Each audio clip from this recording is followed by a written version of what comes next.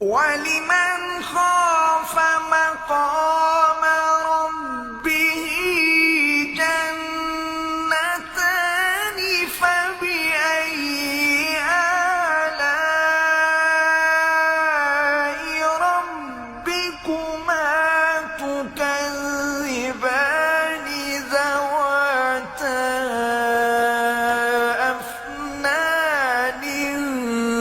فبأي آلاء ربكما تكذبان فيهما عينان تجريان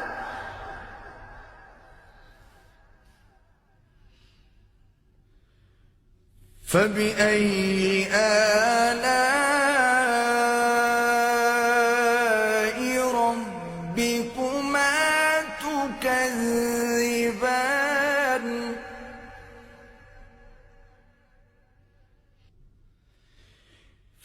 فيهما من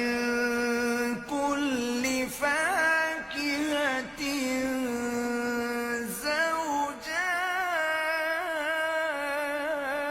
زوجان